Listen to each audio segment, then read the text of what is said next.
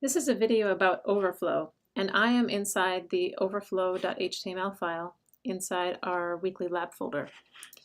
There is a bunch of style already applied. This is what it looks like in the browser.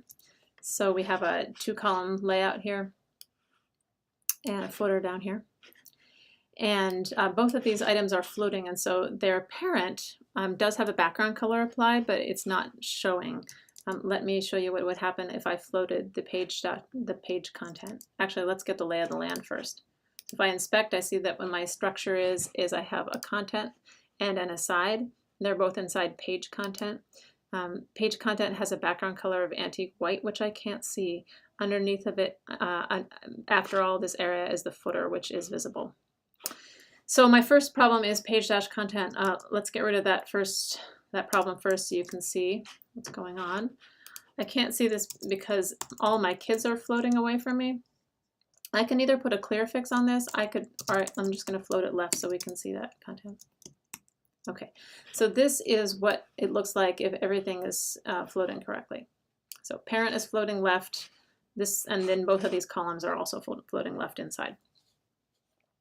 Now, my big boss comes up and says, you know we don't usually restrict the height of items on an HTML page, but in this case, I think we need to have a height of 400 pixels because everybody really needs to see the footer at all times. Fictitious example, but let's just say. So I say, okay, I'll go take all this page content and restrict it to 400 pixels high.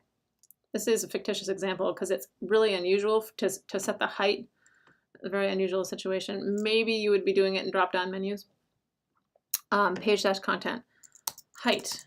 Okay, 400 px. Save, refresh. Tough times. So the problem is that, of course, now the footer has moved up because it understands that it's 400 pixels high. This antique white page-content understands it's 400 pixels high, but this column over here has too much content. What do we do with it? This is what the overflow property is for. So you have some options. If you are going to restrict the height,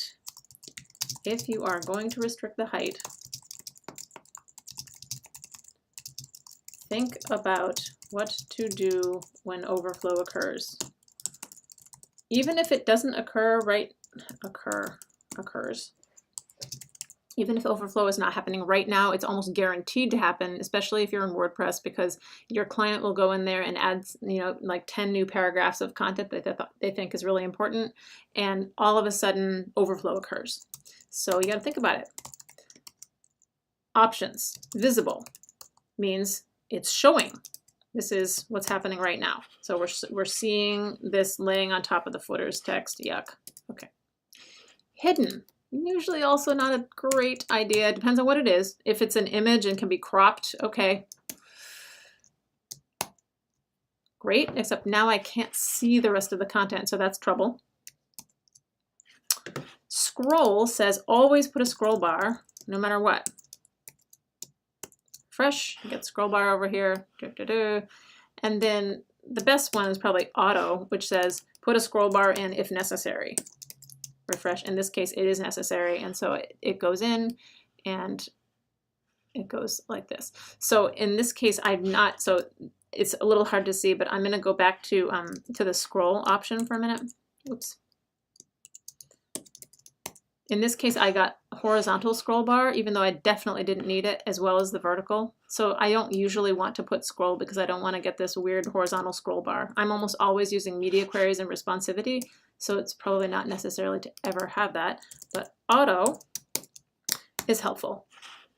So this is the very quick video. If you're going to restrict the height, just make sure you think a little bit about overflow and decide on a strategy for it and implement it.